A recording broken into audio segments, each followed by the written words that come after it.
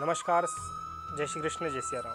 स्वागत है आप सभी का द डिवाइन गीता की एक नई वीडियो के साथ। तो आज हम चर्चा करने वाले हैं श्रीमद् भगवद गीता के तीसरे अध्याय कर्म योग के 39वें श्लोक पर, जिसमें श्री कृष्ण कहते हैं, आवृतम ज्ञान में तेन ज्ञानिनो नित्य वैरिणा काम रूपेण कौन्तेय दुष्पूरेण लेन च। इस श्लोक में श्री कृष्ण कहते हैं, इच्छा कभी न बुझने वाली आग की तरह जलती रहती है जो कभी किसी को खुशी नहीं देती।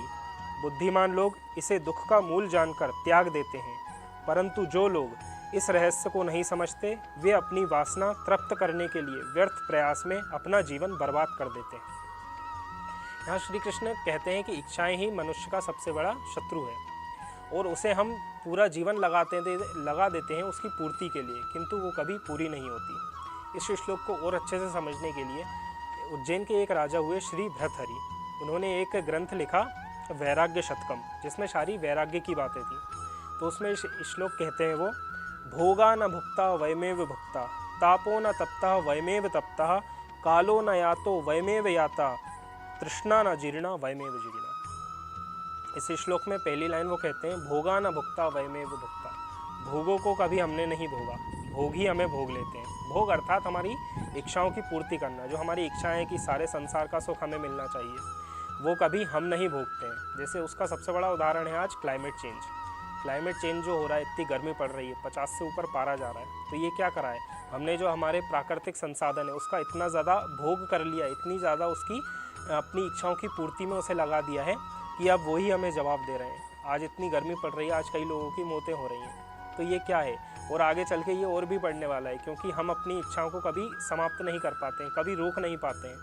तो ये इसका सबसे बड़ा उदाहरण है। और एक और उदाहरण है कि जब एक शराबी शराब पीता है, तो क्या शराब से उसे आनंद मिल रहा है, क्या सुख मिल रहा है, उसे नहीं मिलता।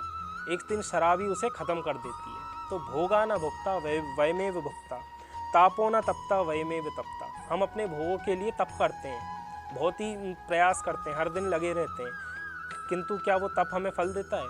कभी नहीं देता। उस तप की अग्नि में एक दिन हम ही समाप्त हो जाते हैं।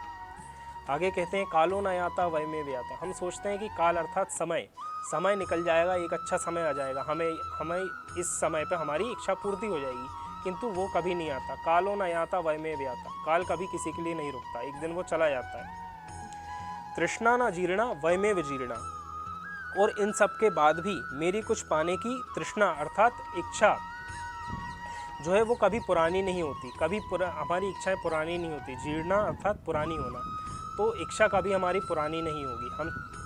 हमारी 80-82 साल की वो उम्र हो जाएगी, किंतु फिर भी हमारी कभी इच्छाएं पूरी नहीं होंगी, पुरानी नहीं होंगी। उस दिन भी अलग अलग इच्छाएं, नई नई इच्छाएं जन्म लेती रहती हैं।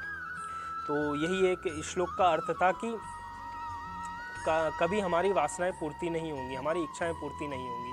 तो इसी श्लोक में ये कृष्ण समझाना चाहते हैं कि हम पूरा जीवन अपनी इच्छाओं की पूर्ति के लिए लगा देते हैं, किंतु अर्जुन से कहते हैं कि वो कभी पूरी नहीं होती।